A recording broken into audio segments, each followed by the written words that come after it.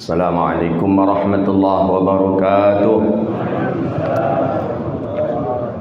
Alhamdulillahilladzi nahmaduhu wa nasta'inuhu wa nastaghfiruh wa na'udzu billahi min shururi anfusina wa min sayyiati a'malina. May yahdihillahu fala mudilla lahu wa may yudlil fala hadiya lahu. Asyhadu an la ilaha illallah wahdahu la syarika lahu وأشهد أن سيدنا ونبينا محمدا عبده ورسوله وصفيه من خلقه وحبيبه بلغ الرسالة وأدى الأمانة ونصح الأمة وكشف الله به الغمة وجاهد في سبيل الله حتى أتاه اليقين صلوات ربي وسلامه عليك يا سيدي يا رسول الله اللهم صل على سيدنا محمد الفاتح لما أغلق والخاتم لما سبق الناصر الحق بالحق والهادي إلى صراطك المستقيم صلى الله عليه وعلى آله وصحبه حق قدره ومقداره العظيم اللهم بك أصبحنا وبك نحيا وبك نموت وإليك النشور أصبحنا على فطرة الإسلام وعلى كلمة الإخلاص وعلى دين نبينا محمد صلى الله عليه وسلم رضينا بالله ربا وبالإسلام دينا وبمحمد صلى الله عليه وسلم نبيا ورسولا أما بعد. Kita memuji Allah dengan mengucapkan kalimat Alhamdulillahi Rabbil Alamin. Allah izinkan kita, Allah takdirkan kita bisa datang ke rumah Allah ini, duduk di rumah Allah ini untuk melaksanakan salat fardu subuh berjamaah. Mudah-mudahan yang kita lakukan hari ini dinilai amal ibadah, amal soleh kita oleh Allah Subhanahu wa taala. Amin ya rabbal alamin. Salawat dan salam kepada Nabi yang agung, Nabi yang mulia, Sayyidina Rasulullah Muhammadun sallallahu alaihi wasallam. Allahumma salli wa sallim ala Sayyidina Muhammadin wa ala alihi wa sahbihi ajma'in. Salawatu Rabbi wa salamuhu alaika ya Sayyidi ya Rasulullah. Bapak Ibu hadirin yang dirahmati Allah, lanjutan kajian kita kitab Riyadhus Shalihin min kalami Sayyidil Mursalin, hadis daripada Sayyidina Ka'ab ibni Malik radhiyallahu ta'ala anhu. Ka'ab bin Malik adalah sahabat Nabi sallallahu alaihi wasallam. Ini lanjutan daripada kajian hadis kita yang kemarin itu, riwayat daripada Abdullah ibni Mughaffal. Kata Abdullah ibni Mughaffal kemarin itu, ya Rasulullah, aku mencintaimu. Bersumpah dia dengan 3 kali. Wallahi ini uhibbuk, demi Allah aku mencintaimu ya Rasulullah. Apa kata Nabi? Fikirkanlah dulu baik-baik, kata Rasulullah. Betul tak engkau mencintai aku? Itu hadis yang kemarin. Diulang balik. Wallahi ini uhibbuk, demi Allah aku mencintai engkau ya Rasulullah. Pikirkan dulu, kata Nabi. Padahal sebenarnya kalau ada orang mengucapkan inni uhibbuka fillah, kita mesti cepat membalas ini uhibbuka fillah, aku mencintaimu karena Allah. Ustaz, wajib kita menjawabnya inni uhibbuka fillah, cepat. Tapi Nabi curiga dengan laki-laki ini. Maka kata Nabi, pikirkan dulu, kata Rasulullah. Diulangnya balik, wallahi demi Allah ini uhibbuk. Pikirkan dulu, kata Rasulullah. Diulangnya balik, wallahi ini uhibbuk. Barulah dijawab oleh Rasulullah. Apa kata Nabi kemarin? Kalau betul engkau mencintai aku, maka bersedialah engkau untuk cepat menjadi miskin. Nah, itu hadis yang kemarin itu. Nah, jadi kalau memang mencintai Rasulullah, siap-siap cepat miskin. Kenapa cepat miskin? Karena yang menjadi kekasih Rasulullah itu orangnya mudah tajir, orangnya sahibus suduq, orangnya yang mudah memberi. Tak ada orang kendaraan untuk berangkat perang, beliau belikan. Tak ada senjata untuk berangkat perang, dibelikan oleh sahabat Nabi SAW. Itu syarat untuk menjadi kekasih Rasulullah, bersedia untuk cepat menjadi miskin. Maksudnya itu pemurah dan peramah gitu nih. Hadis hari ini Ka'ab bin Malik hampir-hampir sama dengan hadis sebelum. Ka'ab bin Malik radhiyallahu taala anhu. Ka'ab bin Malik ini sahabat Nabi sallallahu alaihi wasallam, asli penduduk Ansar, penduduk Madinah. Beliau ini sempat menjadi isu di Madinah itu ketika beliau tak ikut perang Tabuk. Orang seluruhnya ikut perang Tabuk, tapi Ka'ab bin Malik tak ikut perang Tabuk. Ada 3 orang teman Ka'ab bin Malik tak ikut perang Tabuk. Bukan karena ingkar kepada Rasulullah, bukan tak suka dengan syariat, bukan murtad, bukan.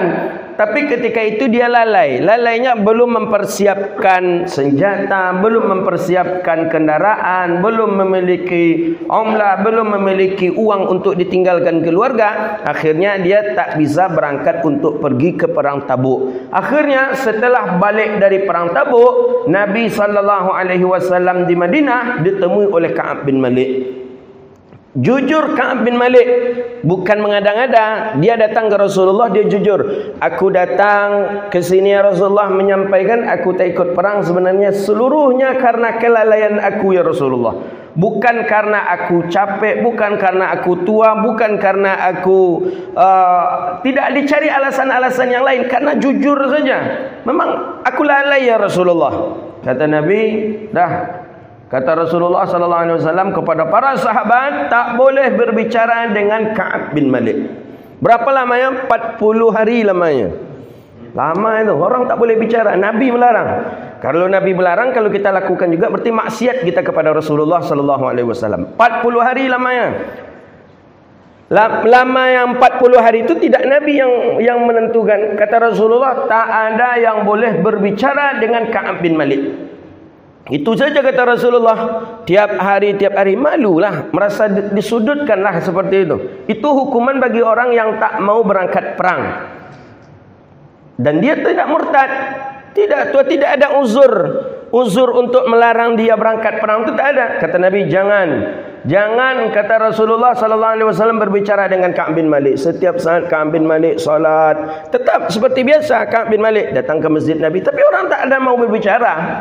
Orang tak mau berbicara, tetap dia laksanakan ketaatan, dia tahajud malam hari, dia juga baca Quran, tetap taat, ditingkatkan ketaatannya oleh Ka'ab bin Malik. Bukan Ka'ab bin Malik berputus asa juga, tidak. Ka'ab bin Malik ingin cepat kembali bahawa dapat perhatian Allah dan perhatian Rasulnya. Betul, di hari yang keempat itu turun surah At-Taubah, kalau tak salah saya itu di bagian pengakhir surat At-Taubah, itu disebabkan karena Ka'ab bin Malik turun ayat itu, bahawa Allah menerima taubatnya Ka'ab bin Malik wa salasatun, dan 3 orang teman, 2 orang teman daripada Ka'ab bin Malik diterima taubatnya oleh Allah Subhanahu wa taala. Maka Nabi panggillah Ka'ab bin Malik, Nabi sampaikan ke Ka'ab bin Malik, mulia engkau ya Ka'ab, alangkah mulianya engkau ya Ka'ab, disebabkan karena engkau turunnya ayat Allah Subhanahu wa taala. Disebabkan karena Ka'ab bin Malik turun ayat Allah, Allah menerima taubatnya Ka'ab bin Malik. Semenjak itulah Ka'ab bin Malik semakin kuat, kokoh imannya, dan Ka'ab bin Malik menjadi sahabat Nabi sallallahu alaihi wasallam yang selalu Nabi panggil datang ke rumah. Untuk apa? Untuk berkhidmat kepada Nabi sallallahu alaihi wasallam. Jadi Ka'ab bin Malik ini termasuk pensyairnya Rasulullah, tukang qasidah Nabi. Ka'ab bin Malik, Ka'ab bin Zuhair, Hasan bin Sabit, itu tukang qasidah Nabi itu. Nabi ada tukang qasidah apa? Ada pula tukang baca Quran Nabi. Jadi tukang baca Quran Nabi bukan berarti Nabi tak baca Quran. Nabi baca Quran, tapi Nabi suka juga kepada orang lain yang membacakan Quran untuk Nabi. Maka Nabi katakan kepada Abdullah bin Mas'ud, kepada Sayyidina Abi Musa Asy'ari, "Iqra'u 'alayyal Qur'an," kata Nabi. Bacakan Quran kepadaku, kata Rasulullah. Sedang duduk-duduk santai-santai dengan para sahabat, "Iqra' 'alayyal Qur'an," bacakan Quran kepadaku, kata Rasulullah. Kata sahabat, "Bagaimana kami membaca Quran sedangkan Quran itu diturunkan untukmu ya Rasulullah? Sedangkan Quran itu diturunkan kepadamu, bagaimana mungkin kami membacanya ya Rasulullah?" Kata Nabi, "Inni uhibbu," aku mencintai, menyukai orang membacakan Quran untukku. Maka di mana ada orang membacakan Quran, di mana ada para qari membaca Quran, simak, dengar, karena itu bagian daripada sunnahnya Rasulullah sallallahu alaihi wasallam. Tukang baca Quran Nabi ada Abi Musa Asy'ari yang paling bagus-bagus suaranya. Kemudian yang kedua itu ada Abdullah bin Mas'ud. Kalau tukang azan Nabi ada 3. Tukang azan Nabi 3. Kita kenalnya Bilal saja, karena makanya setiap Jumaat itu yang bertindak sebagai Bilal katanya. Padahal ada je yang 2 lagi. Yang dua lagi itu Abdullah bin Ummi Maktum satu, kemudian Ka'ab bin Zuhair. Itu tukang azannya Rasulullah sallallahu alaihi wasallam. Tidak senantiasa Bilal, enggak. Kadang Bilal uzur, naiklah Abdullah bin Ummi Maktum, kadang Ka'ab bin Zuhair itu tukang azannya Rasulullah sallallahu alaihi wasallam. Qari Nabi dua tadi, Abdullah bin Mas'ud, Abi Musa Asy'ari. Tukang azan Nabi tiga, Bilal ibni Abi Rabah, Abdullah bin Ummi Maktum, kemudian Ka'ab bin Zuhair. Tukang kasidah Nabi juga tiga tukang kasidah Nabi, Hasan bin Sabit, Ka'ab ibni Zuhair, kemudian Ka'ab bin Malik. Itu tukang kasidah Nabi. Memang kasidah. Makanya kita heran juga menengok kawan-kawan hari ini yang anti dengan kasidah itu. Dikatakan kasidah itu bid'ah, tak ada nyanyian di zaman Rasulullah. Buka hadis dalam Sahih Bukhari ada itu.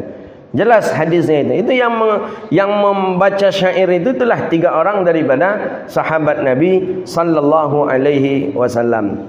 Jadi sudah ada para sahabat, dan Nabi bahkan menyukai itu. Buktinya ketika Sayyidina Hasan bin Sabit dibesarkan matanya oleh Sayyidina Umar. Hasan bin Sabit bernyanyi di dalam masjid, dibesarkan matanya oleh Sayyidina Umar. Dilawan oleh Hasan bin Sabit, aku pernah melantunkan kasidah ini di tempat ini, di depan orang yang lebih mulia daripada engkau, di depan orang yang lebih mulia daripada Sayyidina Umar, depan Rasulullah. Akhirnya Sayyidina Umar ibn al-Khattab pun diam. Bahawa dalil-dalil kasidah tu banyak sekali, banyak. Makanya sampai hari ini ya, didikan masyayikh kami kepada kami, baik waktu ngaji di Azhar, di Mesir, di Sudan, sampai di Makkah, biasanya dalam majlis itu dipakai kompang gitu. Memang pakai kasidah, pakai alat kompang itu. Itu rebana, itu memang sunnah hukumnya, dan memang disepakati oleh para ulama itu dibolehkan. Bukan perkara haram gitu. Jadi kalau menurut kawan-kawan kita Wahabi tak boleh katanya, memainkan musik itu haram. Ya, musik yang mana? Musik yang haram. Sedangkan itu jelas para sahabat Nabi memainkan musik-musik itu. Ya, Ka'ab bin Zuhair itu orang-orang yang luar biasa, ahli-ahli syairnya. Ka'ab bin Malik itu orang yang Masya Allah, tabarakallah. Tapi Ka'ab bin Malik ini untaian puisinya, syairnya itu banyak untuk perang. Jadi kalau perang, syair beliau lah yang dibaca. Nah itu sunnah, Pak. Jadi hidupkanlah. Ada tak yang di rumah kita kaset-kaset itu, atau mungkin di mobil kita? Ni tak vakum kaku je macam kuburan ni. Antak dia menjadi rumah tu. Di rumah tak ada heboh pun tak boleh. Surur diam, tak ada sedikit pun suara anak pun bergelut, tak boleh. Jadi macam mana rumah tu jadinya? Anak bergelut marah juga gitu. Tenang katanya. Jadi diam aja rumah tadi. Di atas mobil macam tu juga. Tak ada heboh sedikit pun, diam. Kemana kita kata istrinya? Tunggu ajalah katanya, tengok ajalah katanya.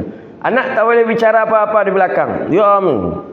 Kalau sampai rumah makannya, kami konyang katanya, kami makan dulu katanya. Jadi tidak ada apa, sopirnya nak makan, penumpangnya masih kenyang. Jadi tidak serasi dia. Kemana? Sopirnya nak ke mall, penumpangnya ingin main-main ke kebun. Jadi tidak serasi. Maka oleh karena itu Imam Nawawi mengatakan termasuk rahatul qulub, untuk menjinakkan hati, untuk menenangkan hati, itulah adanya qasidah.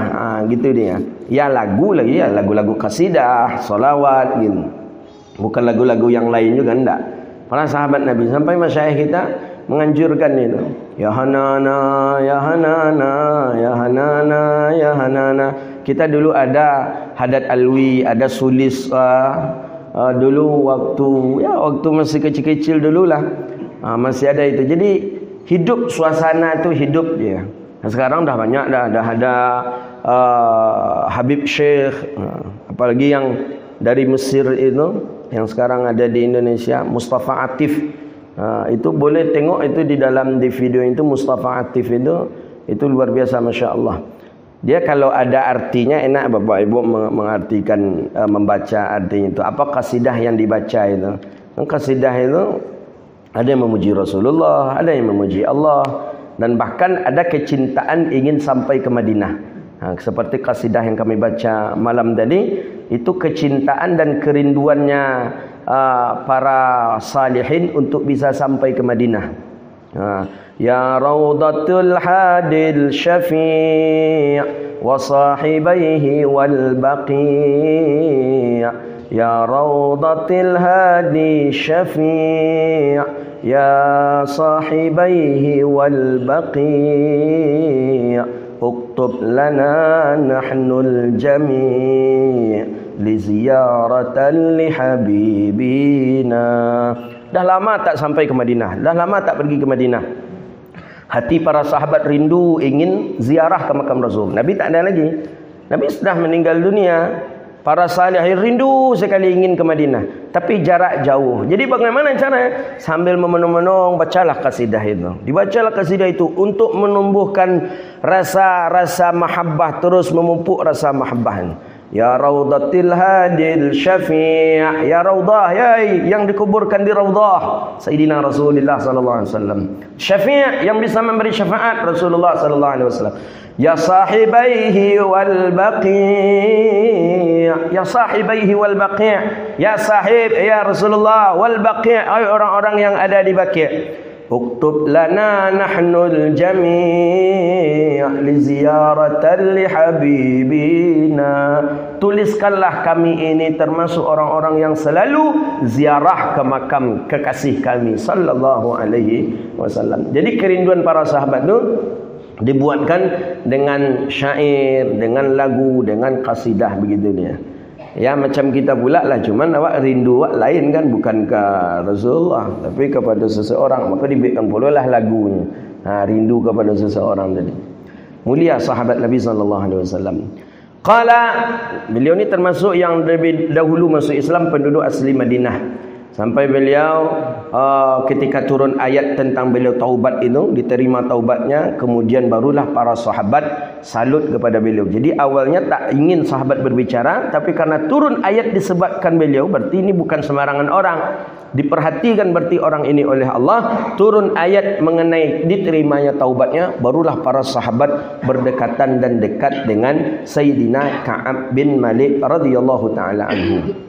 Qala Rasulullah sallallahu alaihi wasallam, apa kata Sayyidina Ka'ab bin Malik radhiyallahu taala anhu? Qala ma zibani ja'iani ursila fi ghanamin fa afsada laha min hirsil mar'i 'alal mali wasyarafi lidinihi, rawahu Tirmizi wa qala hadisun hasanun sahih.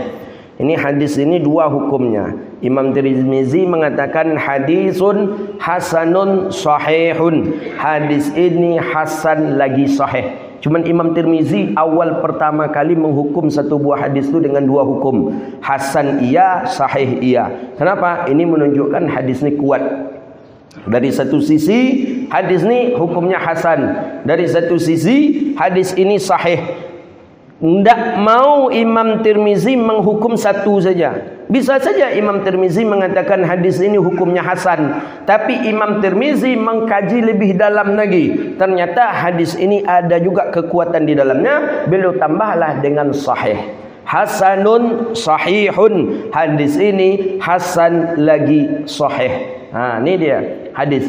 Termasuk juga hadis tentang membuat azimat. Ada dalam Sunan Tirmizi, ada itu.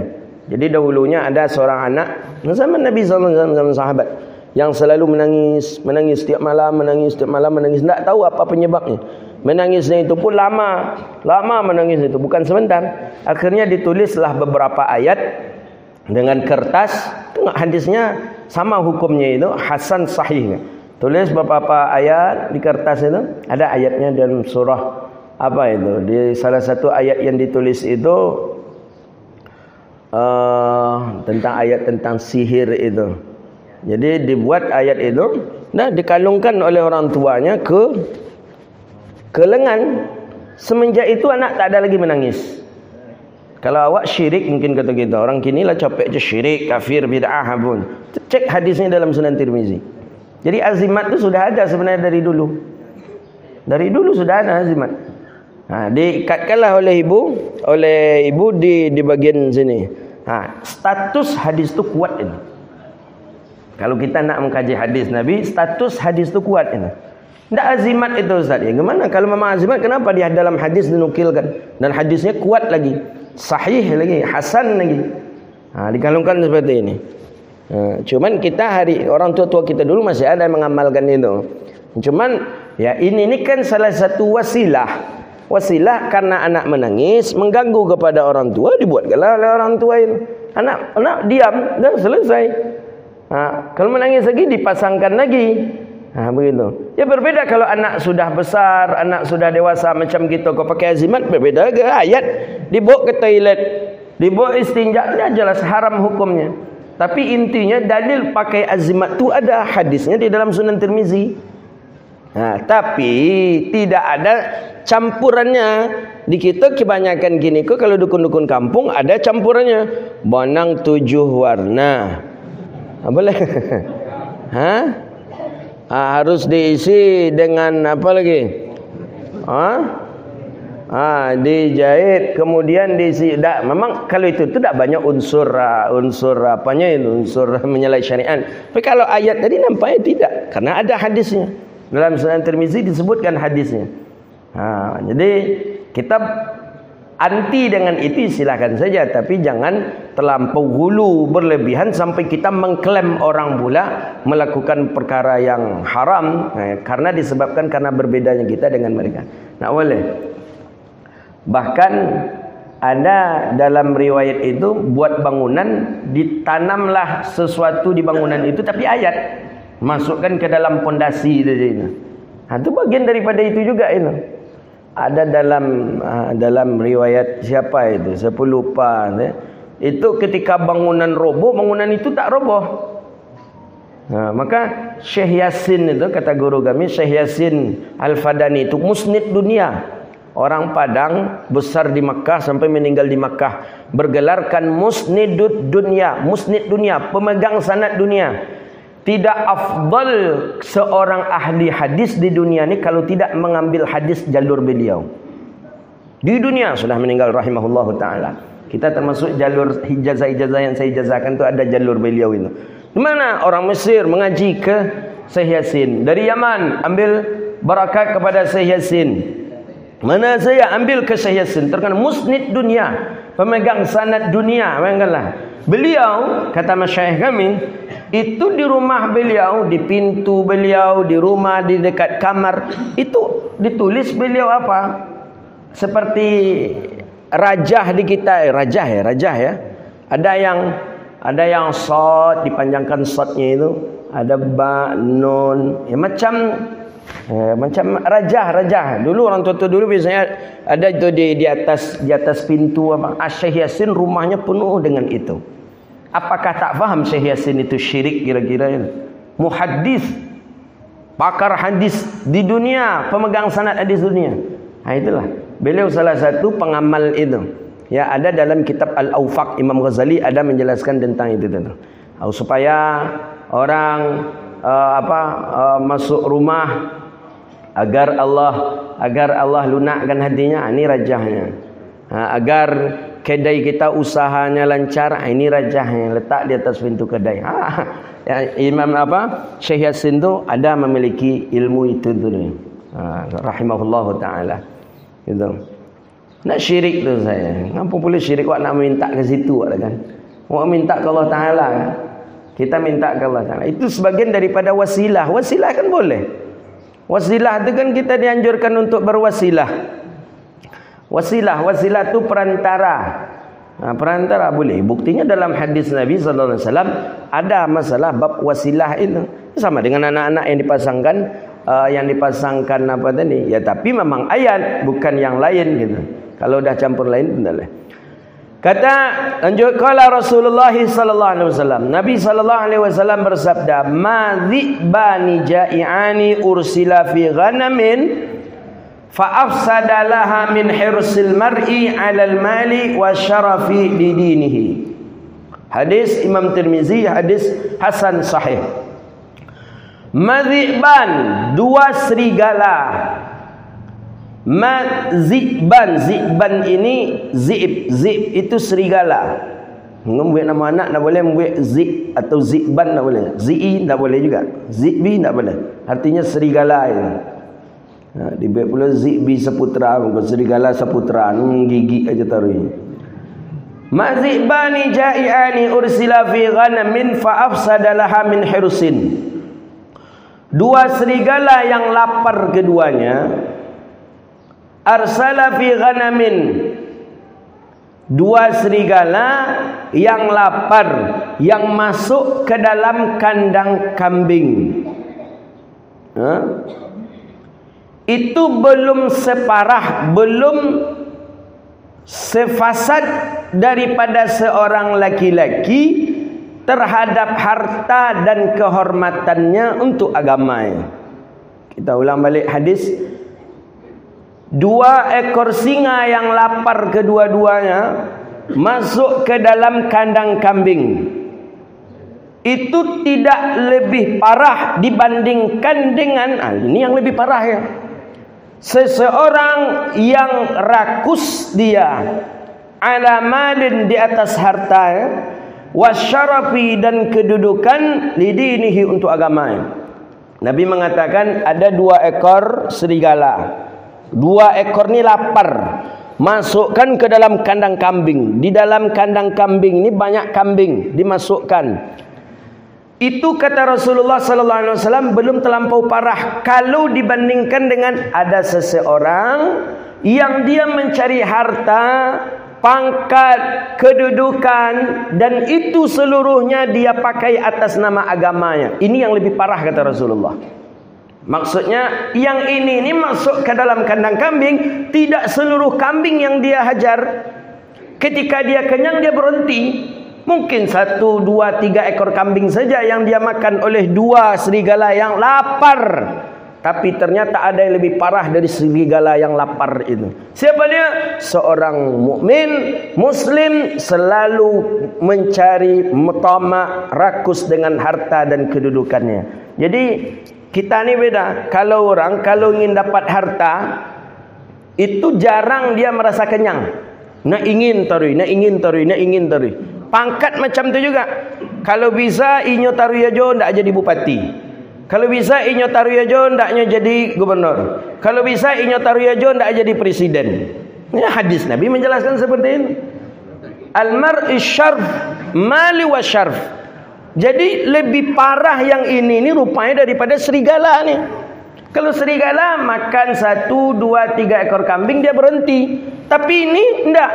Karena dia merasa takut dengan ketinggalan hartanya. Wali kota nak inyo taruyajo, nak gubernur nak inyo taruyajo, nak upati nak inyo taruyajo, nak direksi nak inyo taruyajo. Karena kalau berhenti begok, banyak yang tak dapat lagi. Harta tak ada harta. Pangkat pun begitu. Biasanya awak nak masuk mobil dibukakan mobil oleh ajudan.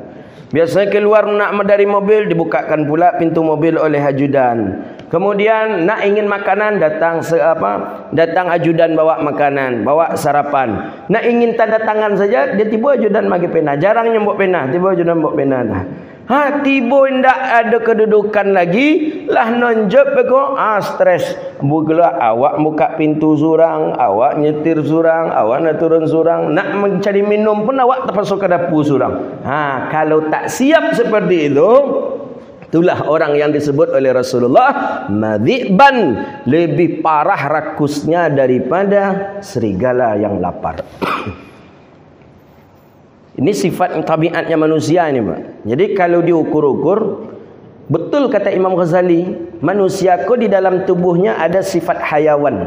Dan kadang sifat hayawan di tubuh kita ni lebih banyak ketimbang sifat malaikahnya. Jadi tubuh kita ni ada sifat hayawan, ada sifat malaikat dalam tubuh kita manusia. Tapi kadang manusia lebih dikalahkan dengan lebih banyak di dalam tubuhnya sifat hayawan. Dunia berjumpa dengan hadis ini, cocok dengan hadis ini. Dua serigala rakus, lapar, belum makan, masuk ke dalam kandang kambing. Paling yang dihajarnya 2-3 ekor kambing. Tapi yang apa rakus tadi kok? Iko lebih parah dari serigala. Sodonya dia hajarnya. Apapun caranya dia bolehkan. Menyalahi kaedah undang-undang pun dia hajar. Kenapa? Karena lapar juga. Maka ketika hewan lapar ada pakai kenyangnya, tapi ketika manusia lapar dengan harta dan kehormatan itu tidak ada kenyangnya. Nah, itu maksud hadis Nabi sallallahu alaihi wasallam. Al-mar'i 'ala al-mali wasyaraf.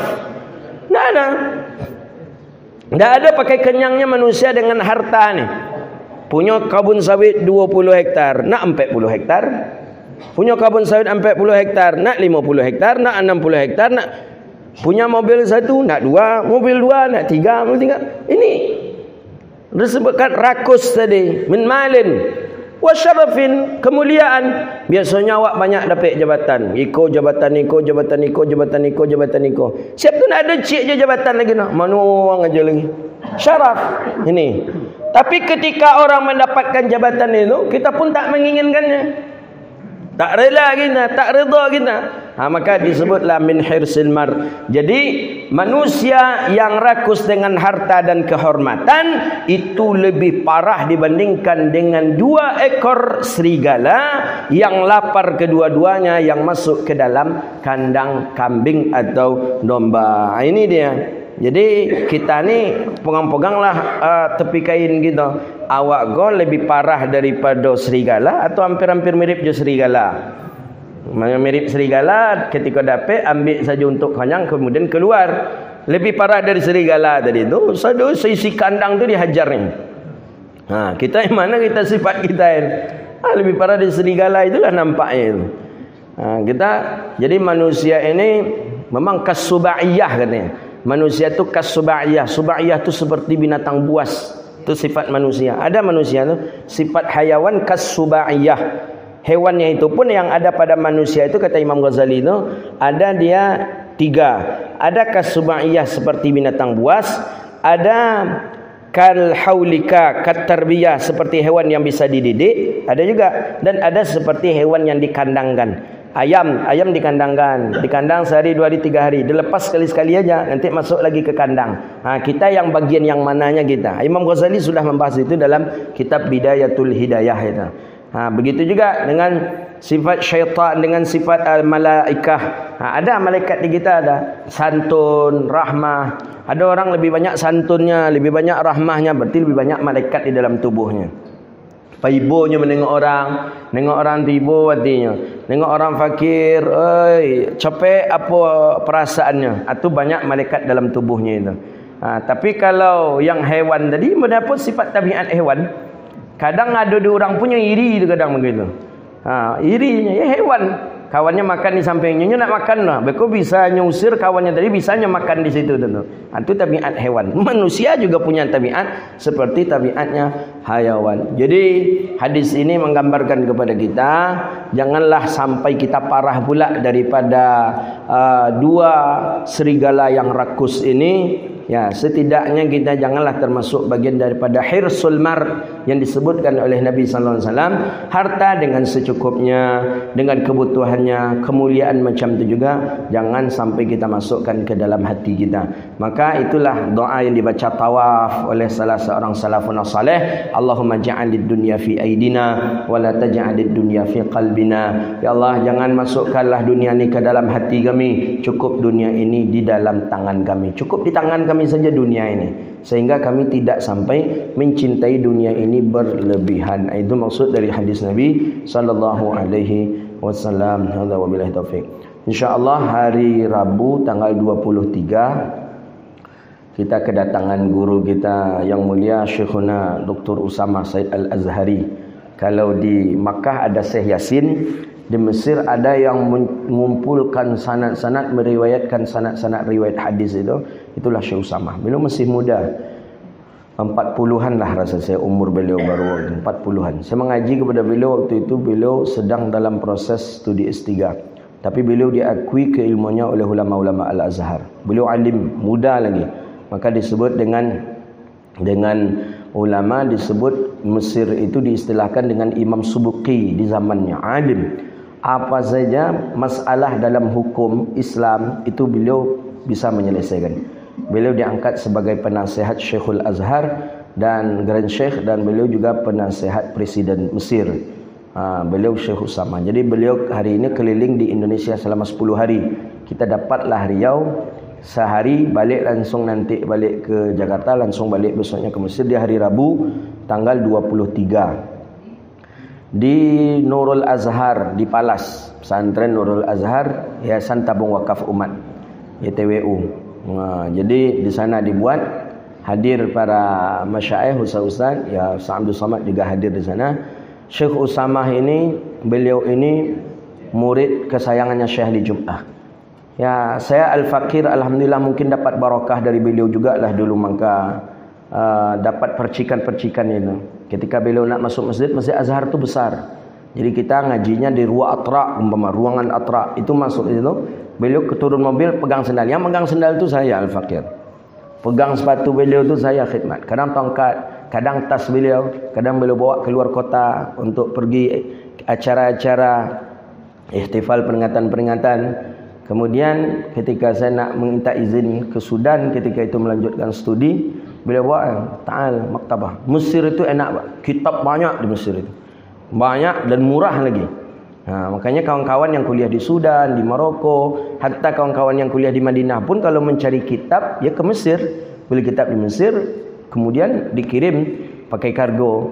Jadi saya masih ingat dibawalah saya oleh beliau keliling-keliling, ambil kitab, mana kitab yang dibutuhkan, jadi saya ambil, beliau membayarnya. Ya dulu biasa saya, beliau tidak ada jabatan, tapi hari ini saya tengok protokolernya sudah setingkat menteri, kita lihat yang ya namanya penasihat presiden. Beliau ni memang Masya Allah luar biasa. Beliau yang mengaji dengan beliau usia muda, tapi mengaji dengan beliau tu ulama-ulama sepuh juga banyak. Karena beliau ni memang mulazamah dengan Syekh Ali Jum'ah tu lama. Memang duduk mengaji dengan Syekh Ali Jum'ah, memang di kopinya ya Syekh Ali Jum'ah itu oleh Syekh Usamah. Beliau salah satu. 16, saya coba hitung-hitung, 16 kitab yang saya baca selama 4 tahun dengan beliau. Dan itu hampir seluruhnya tamat. Jadi ketika di Jakarta itu, saya WA beliau respon dan langsung saya datang. Dan saya tengok kan, ini kitab-kitab yang pernah kita baca, yang pernah kami pelajari dengan Tuan Guru CD kata saya. Beliau baca, ya 16 kitab. Seluruhnya. Ada ilmu usul fikih, ada ilmu tasawuf, ada hadis, ada fiqih, ada mantiq, ilmu mantiq. Dalam Islam itu ada namanya ilmu mantiq, ilmu rasional, ilmu akal. Itu banyak pesantren-pesantren sekarang tak membaca lagi, tapi kita pelajari nanti ilmu mantiq. Itu penting itu. Karena Imam Ghazali mengatakan orang yang tak belajar ilmu mantiq maka dikhawatirkan khalal dalam akalnya. Khalal itu rusak akalnya, rusak. Nah, kalau belajar mantiq tadi akalnya tadi sudah dibimbing oleh mantiq. Beliau lah nanti datang hari Rabu ba'da zuhur tanggal 23, kita mengundang seluruh kita yang hadir. Kita lama dulu ingin mengundang beliau, ingin mendatangkan beliau ke sini, tapi alhamdulillah kemarin melobi dan saya sampaikan saya nunggu ziarah CD, kata saya, ziarah Tuan Guru ke tempat kami ke Riau, Sumatera. Jadi kata beliau, jadi siap kata beliau, insya-Allah itulah kita agendakan ba'da zuhur insya-Allah. Jadi kalaupun juga ada pertanyaan Bapak Ibu yang belum selesai dibahas, boleh tulis, nanti tanyakan. Tulisnya pakai bahasa Arab. Kalau nak pandai diterjemahkan, tulis saja dengan bahasa Indonesia, nanti diterjemahkan. Ustaz Abdul Samad mungkin sebagai penterjemah, insya-Allah. Beliau salah satu masyaikh yang saya perhatikan yang sayang kepada hewan itu. Beliau ada dalam video beliau sedang dengan kucing. Kadang ada waktu beliau datang ke Eroppa, kalau tak salah ada anjing, kemudian anjing tadi memandang ke beliau, kemudian didatangi beliau oleh anjing. Pas pula beliau ada membawa sesuatu, jadi beliau berikan kepada anjing itu. Itu. Jadi beliau salah satu yang menganjurkan kami, pertama kali konsep selamat itu adalah ihtiramul aqwan namanya. Ihtiramul aqwan itu hormati aqwan. Aqwan ini ciptaan Allah. Baik itu hewan, baik itu orang kafir. Harus juga kita menempatkan dia di dalam dada kita. Jadi ketika kemarin waktu di UNJ hari Rabu beliau ada memberikan muhadarah di Universitas Negeri Jakarta. Saya hadir ke sana. Jadi saya dah ada juga terbesit di dalam hati, ini Syekh ni tersinggung nanti. Kucing tu dah 2 kali mau naik mau naik pentas kucing tadi. Di stop terus oleh orang. Pertama beliau tak nampak, saya nampak. Ini kalau nampak nih kena marah nih kata saya. Pas kali yang kedua memang saya pun tak tahu, mungkin itu pula karamah Syekh Usamah ini. Pokoknya hewan-hewan itu mau datang kepada beliau. Sekali kucing tadi karena dari samping di stop, saya nampak, cuma Syekh tak nampak. Kucing tadi dari depan dia lewat. Dari depan kan ada ini kursi, ini hadirin. Kan tengah-tengah tu kan langsung ke pentas itu. Dari situ kucing dia lewat, kucing warna putih. Dah sempat naik kucing tadi ke ke pentas, tiba-tiba panitia tangkap kata panitia. Dikejarlah oleh panitia tadi. Untungnya panitia ni agak sopan, ditangkapnya kucing tadi, dibawa keluar. Kata Syekh Usamah, kucing tadi tolong bawa ke sini lagi. Terpaksa lah dicari kucing tadi balik. Saya dah saati saya, ni Syekh marah ni kata saya. Karena beliau waktu mengaji dulu di Al-Azhar gitu juga. Di mana beliau itu suka kali kucing tidur di atas paha beliau. Suka sekali. Jadi ambil kucing tadi. Paksalah dicari panitia kucing tadi keluar, diambil balik, digendong, dikasih ke beliau. Memang nyaman kucing tadi duduk di paha beliau. Duduk. Jadi ni beliau ni setelah itu beliau lagi yang memberikan muhadarah. Jadi setelah itu beliau sampaikan. Kucing ini pun sudah pergi. Itu jadi bahan beliau. Ada beliau ceramah masalah kucing saja hampir 1 jam lagi. Nah itu aja jadinya bahannya. Pada judulnya itu moderasi untuk membahas masalah kucing. Jadi kata beliau, kami diajarkan oleh guru-guru kami untuk menghormati akwan. Akwan itu makhluk-makhluk hidup, makhluk ciptaan Allah. Di antara ciptaan Allah itu adalah kucing. Kenapa kita tidak menyadari ada hadis sahih tentang seorang perempuan masuk neraka disebabkan kucing? Kenapa kita enggak ngeh? Kenapa kita tidak sadar gitu? Perempuan masuk neraka disebabkan karena kucing. Berarti kucing ni bukan sepele ni, kata beliau. Jadi setelah itu beliau bercerita. Saya pernah juga mendengar cerita ini dulu waktu di Mesir, tapi kemarin beliau ulang lagi cerita itu sehingga bernostalgia lah akal saya dengan waktu itu dengan di Mesir. Ada Syekh 250 tahun lalu, namanya Syekh Dardir. Makam beliau di belakang Masjid Al-Azhar. Sekitar 250 tahun lalu. Syekh Dardir ini dikenal dengan ulama ahli mazhab Maliki. Mazhab Maliki di Mesir itu syekhnya itu namanya Syekh Dardir namanya. Syekh Dardir ini ke Masjid Al-Azhar itu pergi mengajar sama dengan beliau waktu ke Al-Azhar mengajar. Ketika beliau mengajar macam itu, ada kucing nak dekat kepada beliau. Itu beliau ceritakan. Cuma ada yang hadir ketika itu memukul kucing ini, mengusir kucing ini tapi dengan pukulan. Jadi kata beliau, untung yang tadi panitia mengambil tadi bagus-bagus diambilnya kucing. Kalau dipukulnya dia pula yang saya pukul, kata beliau. Ini dipukul depan Syekh Dardir, dipukul kucing tadi diusir oleh mereka. Ada salah seorang menganggap kucing mengganggu. Jadi kata Syekh Dardir, ambil kucing tadi balik. Kucing ini pun tak mau. Tak mau lari saya kucing karena ketakutan mungkin dipukul tadi. Akhirnya Syekh Dardir panggil kucing tadi. Ta'al hina gaya bahasa orang ta'al hina. Datang kucing, diambillah kucing itu, digendonglah kucing itu oleh beliau, dibawa duduk di majelis di pengajian. Syekh Dardir ingin membayar kesalahan murid yang memukul kucing tadi itu. Kata Syekh Dardir, engkau beli makanan, cari makanan ke sana. Dikasih duit oleh Syekh Dardir. Ni duit, beli makanan, kasih untuk kucing ini. Dia beli makanan. Dia beli makanan itu dikasih ke Syekh Dardir untuk membayar Untuk membayar kesalahannya Syekh Dardir kepada kucing ni, diberikanlah makan oleh Syekh Dardir tu kucing ini. Makan. Dah kenyang macam itu, dikosok-kosok oleh Syekh Dardir. Majlis tetap, pengajian tetap berjalan.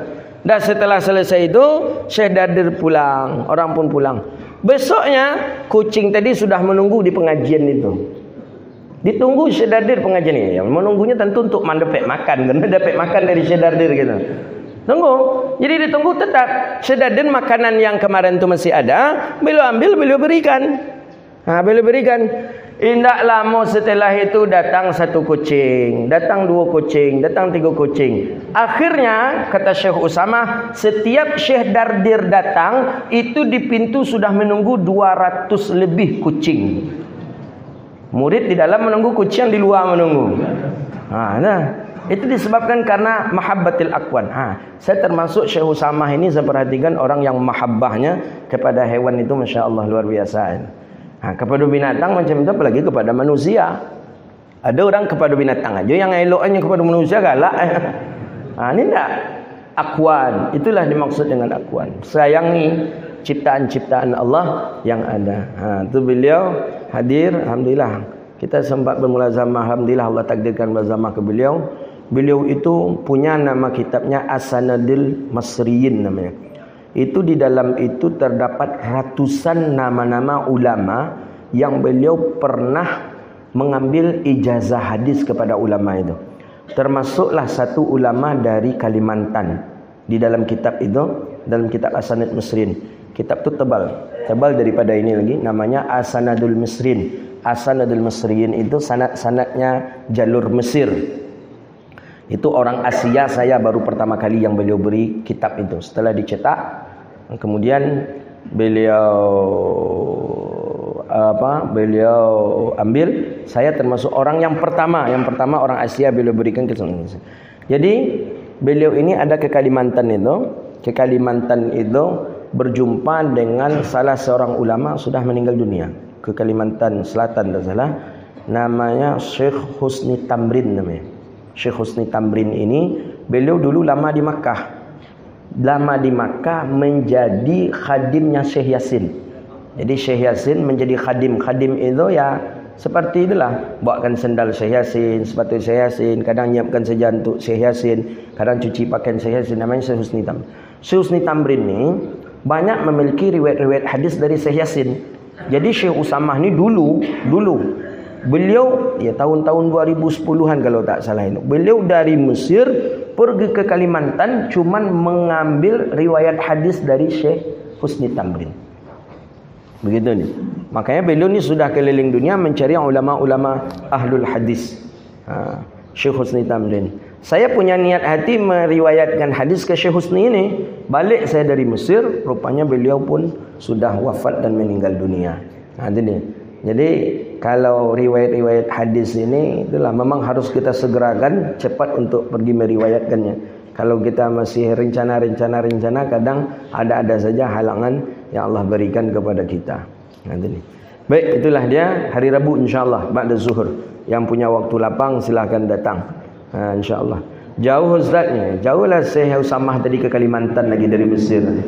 Daripada kita. Jauhlah kita lagi ngaji daripada kita ke Mesir mengambil riwayat hadis dari beliau. Tentu lebih dekat ini. Jadi punya pakaikan kesempatan kita. Penterjemah ada nanti. Terjemahnya Ustaz Abdul Somad kalau tak salah saya. Nanti setelah itu baru ada majlis khusus para asatiz, para ustaz-ustaz. Kemudian setelah itu beliau makan malam dan balik lagi ke Jakarta. Besoknya berangkat ke Mesir. Itulah kajian kita. Mudah-mudahan bermanfaat dan Allah berkahi kehidupan kita dunia wal akhirah. Rabbana atina fid dunya hasanah wa fil akhirati hasanah wa qina adzabannar. Allahumma faqihna fid din wa 'allimna ta'wil wahdina ila siratikal mustaqim. Rabbana innana amanna faghfir lana dhunubana wa kaffir 'anna sayyi'atina wa tawaffana ma'al abrar. Rabbana innana amanna faghfir lana dhunubana wa kaffir 'anna sayyi'atina wa tawaffana ma'al abrar. Rabbana atina fid dunya hasanah wa fil akhirati hasanah wa qina adzabannar. Allahumma khtim lana ya Allah bihusnil khatimah wa la takhtim alaina ya Allah bisu'il khatimah. Wa sallallahu ala sayyidina Muhammadin wa ala alihi wa sahbihi ajma'in. Subhana rabbika rabbil izzati amma yasifun wa salamun alal mursalin walhamdulillahi rabbil alamin. Demikian, mohon maaf, wabillahi taufiq wal hidayah wal ridha wal inayah. Assalamualaikum warahmatullahi wabarakatuh.